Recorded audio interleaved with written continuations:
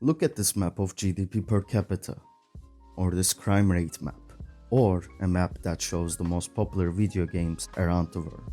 Did you notice a pattern? None of these maps have data for Greenland, and this map, published by The Telegraph, completely forgot to include Greenland altogether. This happens in so many maps that there are memes about it. There are even Facebook pages or subreddits dedicated to sharing maps that don't show data for Greenland. But why is that the case? Well, when I did my research about it, there were many comments claiming the reason is because Greenland has a tiny population, or it's because it's very cold. I thought these were very simplistic answers. It's easy to say the lack of information on world maps is a result of Greenland's remoteness or its sparse population, but the reality is far more complex. The first reason why some map makers can't include information about Greenland is because Greenland isn't an independent country. Along with the Faroe Islands, it is an autonomous territory within the Kingdom of Denmark. Well, Greenland, I don't know, it got released somehow. It's just something we talked about. Denmark essentially owns it.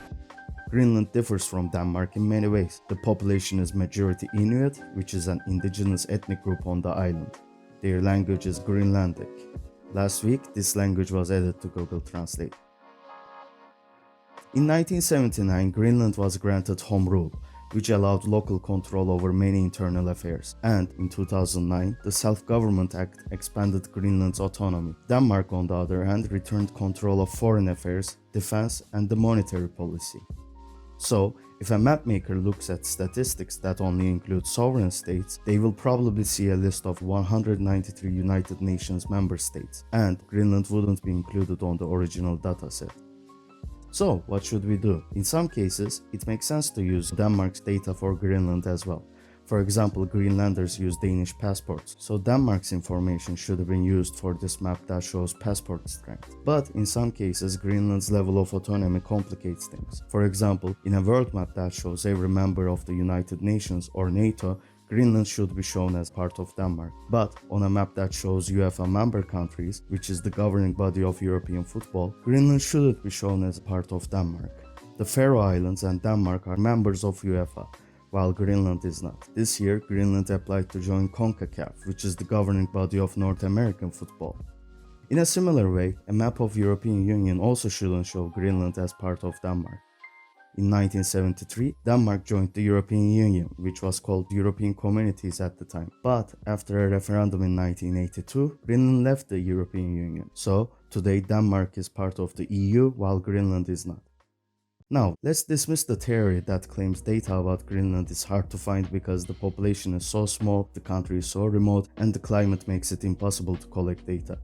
First of all, Greenland's population is 56,000. This is higher than 8 sovereign countries that are full members of the United Nations. Greenland's population is also higher than 21 dependent territories. It is true that Greenland has a very small population spread over a vast area. This can make it difficult to collect numbers of various metrics such as the economic activity, infrastructure, and detailed demographic statistics. The extreme weather conditions of Greenland can also make data collection efforts difficult. But it doesn't mean that Greenland has no data. In 1989, the government of Greenland established Statistics Greenland.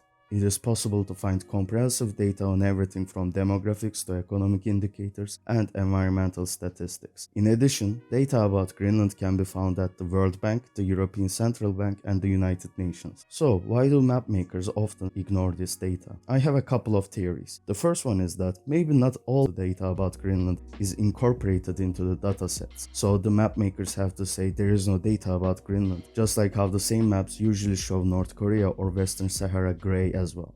So instead of looking for it, maybe they just don't include anything at all. In some cases, this could be even better, because instead of using additional datasets for a single map, just including the data in the existing file could be better for the integrity and the consistency of the map. Or maybe the map makers just don't know the information is out there somewhere. If you are making a map that shows information about almost 200 countries, maybe it's easier to just ignore the autonomous regions. Which brings me to my third point. There are many autonomous regions around the world, but many of them are very small and geographically connected to the main part of the country. Since Greenland is so big, it is noticeable when it's colored gray.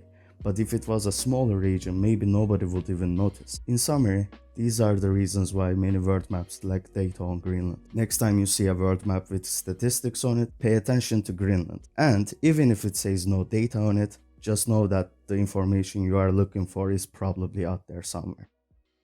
Thanks for watching. If you enjoyed this video, don't forget to hit the like button and subscribe to the channel for more history and political content.